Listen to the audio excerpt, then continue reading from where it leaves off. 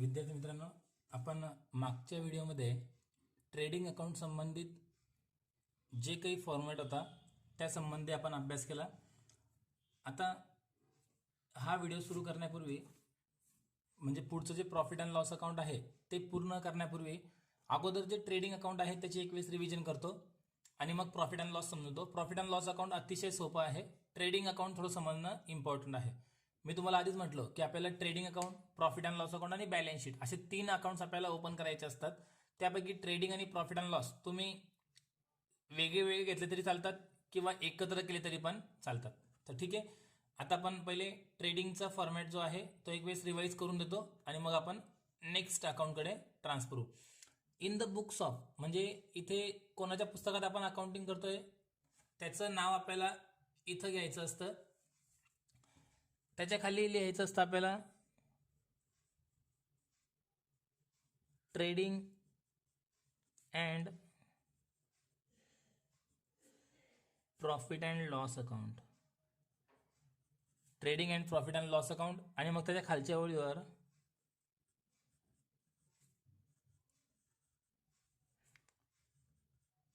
For the year ended 31 March जे वर्ष असेल ते वर्ष. इथे 2 बाजू असतात, एक डेबिट बाजू आणि एक क्रेडिट बाजू. इथे नेहमीप्रमाणे पर्टिक्युलर, दोघी साईडला नेहमीप्रमाणे लेजर सारखं पर्टिक्युलर नाव येतं. अमाऊंट्सचे 2 कॉलम असतात, काल सांगितल्याप्रमाणे एक इनर कॉलम एक आउटर कॉलम. इनर कॉलम कशासाठी असतो? हा कोणत्या पण अमाऊंटमध्ये आपल्याला काही अमाऊंट ॲड लेस करायची असेल तर आपल्याला हा इनर कॉलम कॉमात पडत असतो. हा झाला त्यांचं पूर्ण अकाउंट कसं आखायचं, त्याला पूर्ण कंप्लीट झालं.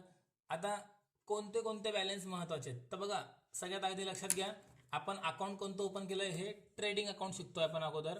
तर ट्रेडिंग म्हणजे व्यापार संबंधित आपल्याला इथे पूर्ण बॅलन्सेस घ्यायचे आहेत. म्हणजे आपण जी वस्तू विकण्यासाठी आणलेली आहे, विकण्याच्या आधी जे जे खर्च लागून गेलेले आहेत ते सर्व तुम्हाला इथं घ्यायचे.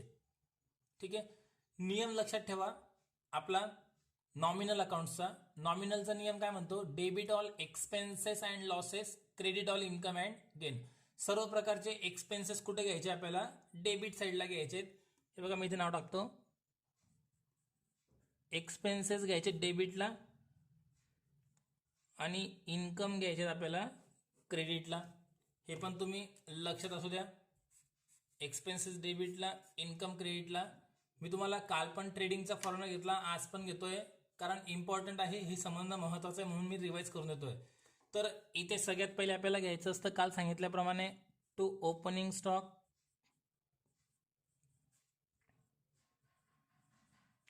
ओपनिंग स्टॉक म्हणजे काय? मागच्या वर्षी शेवटच्या दिवशी जो माल आपल्याकडे शिल्लक आहे तो माल आपण चालू वर्षी यूज करणार, त्याला म्हणतात ओपनिंग स्टॉक. त्याची अमाऊंट इथे बाहेर घेणार. याच्यानंतर इथं आपल्याला मागचा माल तर काही पुरणार नाहीये, तर आपल्याला नवीन खरेदी करावा लागेल. माल खरेदी करणं आपला हा नॉमिनलच्या नियममध्ये एक्सपेन्सेस मध्ये बसतो, म्हणून एक्सपेन्सेस मध्ये बरोबर आला बघा इथे टू परचेसेस. आता हे जे परचेसेस आलं हे पूर्ण वर्षभराचं खरेदी असते. इनर कॉलम मध्ये याच्याकरता घेतलं कारण याच्यामधून जर आपण काही माल परत केलेला असेल तर तो माल याच्यामधून आपल्याला लेस करायचा असतो. असेल तुम्हाला ट्रायल बॅलन्स दिलेला तर लेस करा, अदरवाईज परचेसची अमाऊंट बाहेर येऊन जाईल. ठीक आहे, ह्या रिटर्न आउटवर्ड पण म्हणतात. आता हे झालं डेबिटचे 2 बॅलन्सेस, ओपनिंग स्टॉक आणि परचेस, आणि त्यातमधून रिटर्न काय केले आपण? लेस. आता आपल्याला डेबिटला अजून काय काय घ्यायचं असतं तर सर्व प्रकारचे डायरेक्ट एक्सपेन्सेस. लक्षात घ्या, शब्दांकडे लक्ष द्या. सर्व प्रकारचे डायरेक्ट एक्सपेन्सेस म्हणजे काय? तर फॅक्टरीचे खर्च आणि परचेससाठी लागलेले खर्च हे सर्व डायरेक्ट एक्सपेन्सेस असतात. ते सर्व तुम्हाला ह्या ट्रेडिंगच्या डेबिटला घ्यायचे असतात. जसे कोणते कोणते असतात तर जसं कॅरिएज म्हणजे काय? माल वाहतुकीचं गाडीचं लागलेलं भाडं. परचेसचं असेल तर इथं येईल. त्यानंतर वेजेस म्हणजे मजुरी जर लागली असेल तर डायरेक्ट एक्सपेन्सेस आहे, इथं येऊन जाईल, फॅक्टरीचा खर्च असतो. त्यानंतर ऑक्ट्राय. ऑक्ट्राय म्हणजे जकात. आपण माल खरेदी करताना टोल नाक्यावर जे पैसे भरतो त्याला ऑक्ट्राय म्हणतात. याच्यानंतर फॅक्टरी रेंट. मी तुम्हाला अगदीच बोललो की परचेसचे आणि फॅक्टरीचे जे बी खर्च असतील ते ट्रेडिंगच्या डेबिटला घ्या. फॅक्टरी रेंट झाल्यानंतर पुढे आपण घेऊ रॉयल्टीज.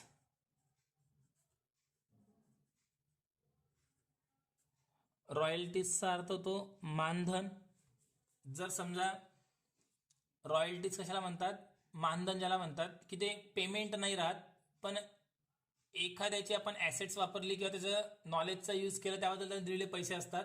जेव्हा तुम्ही क्लासमध्ये येणार तेव्हा याच्यावर एकदम डिस्कस करून तुम्हाला समजून सांगेल. पुढे रॉयल्टीज झाल्यानंतर फॅक्टरीचे सर्व खर्च इथे येतील. म्हणजे फॅक्टरीचा अजून कोणता कोणता खर्च येऊ शकतो. मोटिव्ह पॉवर आपण काल फॉर्मॅटला बघितला, तुमच्याकडे नोट्स पण आहे. मोटिव्ह पॉवर असेल. मोटिव्ह पॉवर म्हणजे काय, जे काही मशिनरी असतं आपल्याकडे त्या मशिनरीला जी डायरेक्ट वीज सप्लाय केली जाते त्याला मोटिव्ह पॉवर म्हणतात. मग मशिनरीचा खर्च आहे, मशिनरी ऑफिसमध्ये वापरणार की फॅक्टरीमध्ये, तर नक्कीच फॅक्टरीमध्ये वापरणार. म्हणजे हा फॅक्टरीचा खर्च झाला, म्हणून तो आपण ट्रेडिंगच्या डेबिटला घेणार. ठीक आहे. आता हे झालं तुमचं डेबिट साईड जवळपास कंप्लीट. अजून काही खर्च असतात ते तुम्हाला फॉर्मॅटला समजेलच, पण महत्त्वाचे मी इथे लिहून टाकले. आता याच्यानंतर आता क्रेडिटला काय घेणार, तर काल तुम्हाला फॉर्मॅट समजवल्याप्रमाणे सगळ्यात पहिले काय येतं इथे, सेल्स म्हणजे वर्षभरात विक्री झालेला माल.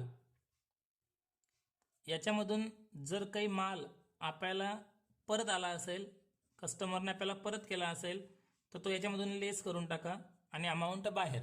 आणि जर रिटर्न दिलेलंच नसेल ट्रायल बॅलन्सला तर सेल्सची अमाऊंट डायरेक्ट आउटर कॉलममध्ये येऊन जाईल. हे झालं सेल्स. म्हणजे हा पहिला बॅलन्स. तुम्हाला हे क्वेश्चनमध्ये हे येणारच आहे. काय काय येणार आहे, ओपनिंग स्टॉक येईलच, सेल्स येईलच, परचेस पण येईलच, आणि हे जे खर्च आहेत ह्या खर्चामधून काही बाकीचे खर्च आहेत, सर्व येणार नाहीत, थोडेफार येतील. रिटर्न पण येईल किंवा नाही पण येणार, काही कंपल्सरी नाही आहे. आणि अजून एक बॅलन्स असतो इथे सगळ्यात इम्पॉर्टंट, क्लोजिंग स्टॉकचा. म्हणजे वर्षाच्या शेवटी आपल्याकडे जो माल शिल्लक असेल त्या मालाची ही किंमत असते क्लोजिंग स्टॉक, आणि हे पण नेहमी असेलच. पण हा बॅलन्स तुम्हाला 99% ॲडजस्टमेंटमध्ये असतो. आता ॲडजस्टमेंट काय भानगडे हे पण तुम्हाला मी क्लिअर करून देईल, पण लक्षात ठेवा हा बॅलन्स तुम्हाला इथे येईलच. ठीक आहे. अजून काय घ्यायचं असतं क्रेडिटला, तर कोणत्याही प्रकारे आपल्याकडून जर आपला माल जात असेल तर त्याचा परिणाम पहिला इथं होतो. कोणत्या कोणत्या प्रकारे माल जातो, एकतर मालकाने माल घेतला असेल, आपण फ्री सॅम्पल म्हणून वाटला असेल, चोरीला माल गेला असेल, आगीमध्ये जळाला असेल, तर या प्रकारे आपल्याकडनं माल जातो. तर हे सगळं तुम्हाला कुठे घ्यायचं आहे, हे ट्रेडिंगच्या क्रेडिटला घ्यायचं असतं. ठीक आहे. हे पण शक्यतो ॲडजस्टमेंटमध्येच तुम्हाला दिलेलं असतं. आणि या प्रकारे हा तुमचा फॉर्मॅट इथे क्लिअर होऊन जातो. मी एखादा बॅलन्स तुम्हाला इथे लिहून दाखवतो. बाय गुड्स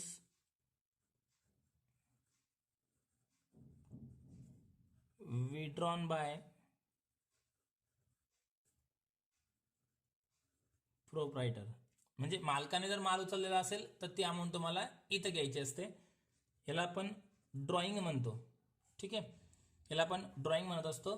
हे शक्यतो तुम्हाला ॲडजस्टमेंटला येतं, कंपल्सरी येईलच याची गॅरंटी नाही. कंपल्सरी कोणते कोणते आहेत, opening stock compulsory, purchase compulsory, sales compulsory आणि क्लोजिंग स्टॉक कंपल्सरी. हे इतकं तुम्हाला येईलच उदाहरणामध्ये. बाकी मग आले असतील तर लिहा, नाही तर मग सोडून द्या. हा तुमचा झाला ट्रेडिंगचा फॉर्मॅट. आणि शेवटी आपल्याला हे अकाउंट्स क्लोज करायचं असतं. अकाउंट्स क्लोज करण्याची पद्धत बिलकुल लेजर पोस्टिंग सारखी आहे. लेजर पोस्टिंग सगळ्यांना जमते. लेजर पोस्टिंगचा नियम काय आहे, डेबिट किंवा क्रेडिट साईड जी साईड जास्त असेल त्या साईडची अगोदर टोटल करा. लेजर पोस्टिंगचा नियम काय आहे, जी साईड जास्त असेल त्या साईडची अगोदर टोटल करा आणि दुसऱ्या बाजूला सेम लिहा. ट्रेडिंगची मी तुम्हाला काल सांगितल्याप्रमाणे क्रेडिट साईड जास्त असेल शक्यतोवर ती टोटल करून डेबिटला घेणार नेहमीप्रमाणे. बिलकुल लेजर पोस्टिंग सारखं आहे, लक्षात घ्या, नवीन काहीच नाही आहे. क्रेडिट जास्त, क्रेडिटची बेरीज केली, डेबिटला घेतली. ह्या अमाऊंटमधून वरच्या अमाऊंट आपण लेस करायच्या आणि लेजरला आपण इथं नाव द्यायचं टू बॅलन्स कॅरीड डाऊन. ठीक आहे. पण इथे ट्रेडिंग अकाउंट आपण ओपन केलेलं आहे, टू बॅलन्स कॅरीड डाऊन नाव न घेता याला म्हणायचं असतं to gross profit. To gross profit carried down. Gross profit म्हणजे आपला नफा आहे, पण ग्रॉस म्हटलेलं आहे, हा फायनल इन्कम नाही आहे आपलं. हे आपलं फिक्स इन्कम नाही, फायनल इन्कम नाही आहे. याच्यामधून तुमचे पूर्ण खर्च अजून लेस झालेले नाही आहेत. फक्त परचेसचे आणि फॅक्टरीचेच खर्च लेस झालेले आहेत. तुमचे ऑफिसचे आणि सेल्सचे खर्च अजून पण लेस व्हायचे बाकी आहेत. म्हणून याला फिक्स इन्कम नाही म्हणतायत, त्याला ग्रॉस प्रॉफिट म्हटलं जातं. याला मराठीमध्ये नाव आहे ढोबळ नफा. मराठीचे आपल्याला काही घेणं नाही आहे, पण लक्षात घ्या तुमचं नेट इन्कम नाही आहे. ठीक आहे, हे ग्रॉस प्रॉफिट आहे, याच्यामधून पण अजून खर्च लेस व्हायचे बाकी आहेत, म्हणून त्याला ग्रॉस शब्द वापरलेला असतो. ठीक आहे. याच्या विरुद्ध जर झालं, समजा डेबिट साईड जास्त येऊन गेली, तर मग क्रेडिटला फरक आला पाहिजे. तर क्रेडिटला जर फरक आलाच तर याला म्हणायचं असतं by gross loss carried down. याची शक्यता खूप कमी असते. एकतर ग्रॉस प्रॉफिट होईल किंवा ग्रॉस लॉस होईल, दोघांपैकी एकच होईल. याची शक्यता थोडीशी कमीच असते. ठीक आहे, हे झालं तुमचं ट्रेडिंग अकाउंट कम्प्लीट. आता प्रॉफिट अँड लॉस अकाउंट काय आहे, अगोदर तुम्हाला मी हे समजावून सांगतो. प्रॉफिट अँड लॉस काय असतं. अतिशय सोपं अकाउंट आहे हे profit and loss account. Fully nominal अकाउंटवर डिपेंड आहे. नॉमिनल अकाउंटचा नियम काय आहे, debit all expenses and losses, credit all income and gain. म्हणजे याला पण तुम्हाला इथे दोन बाजू असणार आहेत, डेबिट आणि क्रेडिट. सर्व प्रकारचे एक्सपेन्सेस अँड लॉसेस डेबिट साईडला येतील आणि सर्व प्रकारचे इन्कम हे तुमचे क्रेडिट साईडला येतील. सर्व प्रकारचे एक्सपेन्सेस लॉसेस डेबिटला आणि सर्व प्रकारचे इन्कम क्रेडिटला. पण कोणते एक्सपेन्सेस, फॅक्टरीचे आणि परचेसचे सोडून, कारण फॅक्टरी आणि परचेसचे एक्सपेन्सेस तर इथे वरती येऊन गेले ट्रेडिंगच्या डेबिटला. तर याच्या व्यतिरिक्त जे पण एक्सपेन्सेस लॉसेस तुमचे राहतील हे तुम्हाला घ्यायचे प्रॉफिट अँड लॉसच्या डेबिटला. म्हणजे कोणते कोणते राहतील, तर तुमचे ऑफिसचे खर्च, सेलिंगचे खर्च, याला ऑपरेटिंग एक्सपेन्सेस पण म्हणतात. म्हणजे काय, तर आपल्याला जर बिझनेस चालवायचा आहे तर काही खर्च करणं आपल्याला आवश्यक असतात, त्याशिवाय आपण बिझनेस चालवू नाही शकत.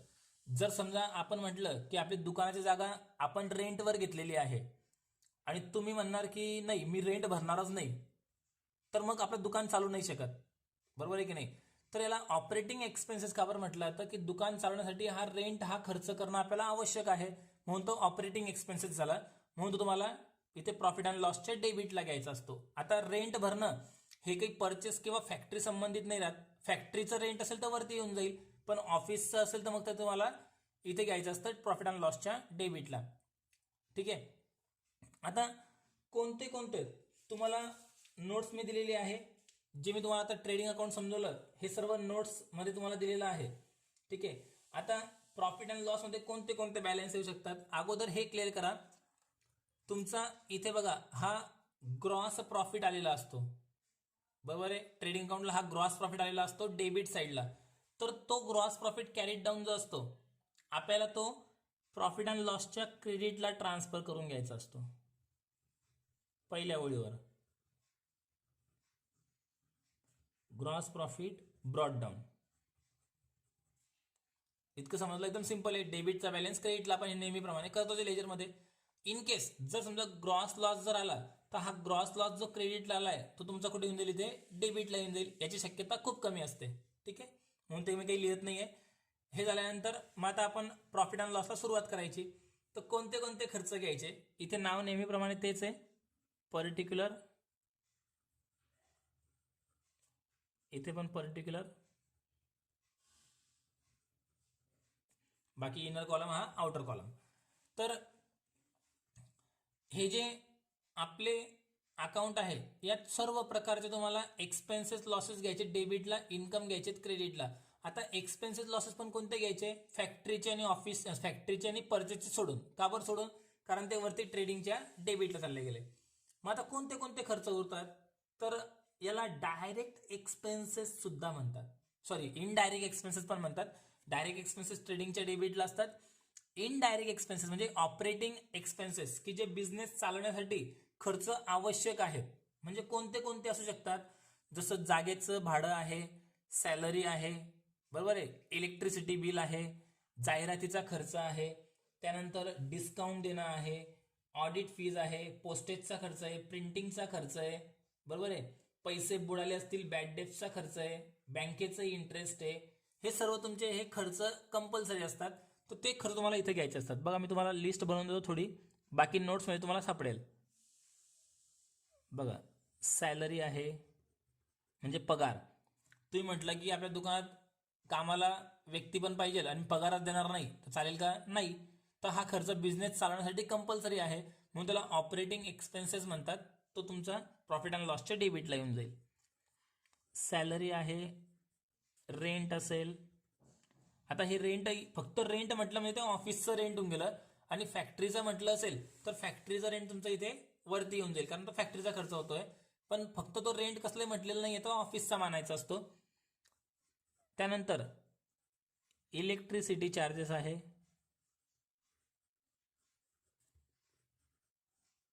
Electricity charges. यानंतर कमिशन, सेलिंगचा खर्च होऊन गेला. म्हणजे ऑफिसचे आणि सेलिंगचे खर्च असतात. आता इथे मी जे बी घेणार आहे ते सर्व ऑफिसचे आणि सेलिंग संबंधित राहणार आहेत, हे लक्षात घ्या. त्याला ऑपरेटिंग एक्सपेन्सेस म्हणतात. ॲडव्हर्टाइजमेंट असेल,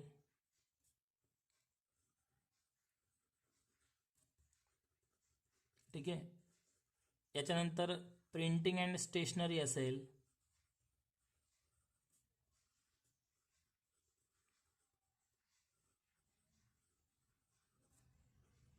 प्रिंटिंग अँड स्टेशनरी. अजून घेऊ आपण पोस्टेज अँड टेलिग्राम,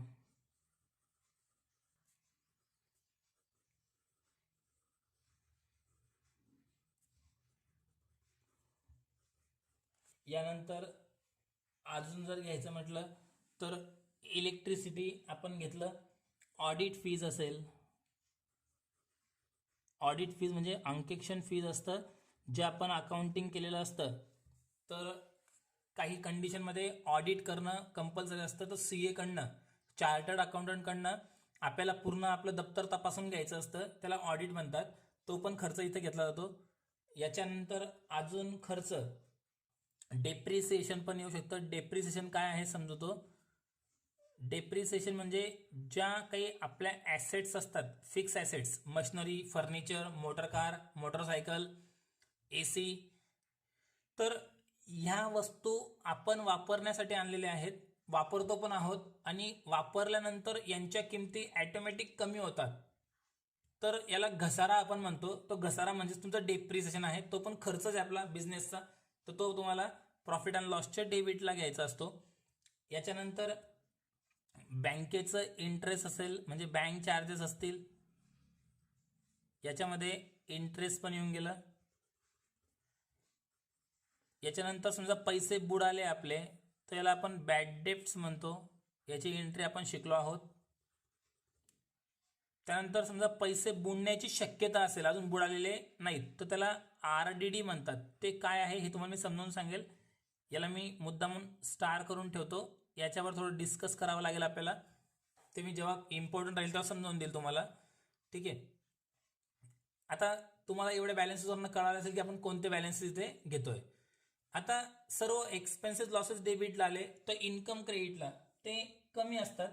जसं तुम्हाला कमिशन, हे बघा, हे जे डेबिटला कमिशन आहे हे तुम्ही पेड केलेलं असतं, कमिशन पेड. पण कमिशन जर मिळालं असेल तुम्हाला तर ते तुमचं इन्कम होऊन जातं, ते क्रेडिटला येतं, कमिशन रिसिवड. त्यानंतर तुम्हाला समजा रेंट वगैरे मिळालं असेल, रेंट रिसिवड, इन्कम आहे. हे तुम्हाला कळत असेल की आपला इन्कम आहे की नाही म्हणून, ठीक आहे. आपण जर्नल एंट्रीमध्ये भरपूर प्रॅक्टिस केली. तुम्हाला एखाद्या कंपनीकडनं डिव्हिडंड मिळालं तर आपलं ते इन्कम आहे. डिव्हिडंड ऑन शेअर्स मिळालं, आपल्याला इन्कम आहे. याच्यानंतर जर समजा तुम्हाला व्याज मिळालं असेल, इंटरेस्ट रिसिवड, तर हे सर्व बॅलन्सेस तुमचे इथे क्रेडिटला येऊन जातात. ठीक आहे, सर्व बॅलन्सेस हे क्रेडिटला येतात. आणि याच्यानंतर सिंपली आता अकाउंट्स क्लोज करायचं असतं. जसं आपण ट्रेडिंग अकाउंट क्लोज करतो सेम त्या प्रकारे इथे तुमचं profit and loss account close होतं. कसं क्लोज होईल बघा, जी साईड जास्त असेल त्या साईडची अगोदर टोटल करायची. मी तुम्हाला ट्रेडिंग अकाउंट संबंधित म्हटलो की 99% तुमची इथे क्रेडिट साईड जास्त असते, पण प्रॉफिट अँड लॉसचा असं नाही आहे. बऱ्याचशा कंडिशनमध्ये व्यवसायामध्ये लॉस पण होतो, तर डेबिट साईड पण जास्त येऊ शकते. म्हणजे एक्सपेन्सेस जास्त आणि इन्कम कमी असं होऊ शकतं. शक्यतोवर असं होत नाही, पण झालंच तर आपल्याला ते समजलं पाहिजे. तर आपण असं गृहीत धरून चालू पहिले की क्रेडिट साईड जास्त आहे, तर मग क्रेडिटची अगोदर बेरीज करू, डेबिट साईडला घेऊ आणि याच्यामधून वरच्या अमाऊंट लेस करायच्या आणि इथे जो फरक पडेल याला नाव द्यायचं असतं नेट प्रॉफिट. नेट प्रॉफिट आणि याला आपण इथे घ्यायचं असतं, जे आपण ट्रेडिंग अकाउंटला नाव काय दिलं, ग्रॉस प्रॉफिट. ग्रॉस म्हणजे ढोबळ नफा, जो अजून निश्चित नाही आहे पूर्ण, कारण याच्यामधून अजून खर्च लेस व्हायचे बाकी आहेत. हे सर्व खर्च आता इन्कम मधून हे सर्व खर्च लेस झाले, तर हा तुमचा नेट प्रॉफिट होऊन गेला. म्हणजे याच्यावर मालकाचा पूर्णपणे हक्क आहे, म्हणून हा बॅलन्स तुम्हाला नेट प्रॉफिट म्हटला जातो. नेट म्हणजे निव्वळ नफा. जर नफा झाला तर मग डेबिट साईडला येईल, हे तुम्हाला लक्षात येऊन गेलं. कधी कधी असं होईल की क्रेडिट जास्त नसून डेबिट जास्त असेल, मग डेबिटची बेरीज करा, क्रेडिटला घ्या आणि इथे क्रेडिटला फरक येईल. तर मग याला आपण नाव काय दिलं पाहिजे, बाय नेट लॉस. याला आपण नाव दिलं पाहिजे बाय नेट लॉस. सिंपल आहे, म्हणजे एक तर प्रॉफिट होईल किंवा लॉस होईल. समजलं इथपर्यंत? हा झाला प्रॉफिट अँड लॉसचा फॉर्मॅट कंप्लीट. पुढच्या व्हिडिओमध्ये आपण बॅलन्स शीट बघू. ओके, काही शंका असेल तर मला ग्रुपवर विचारा.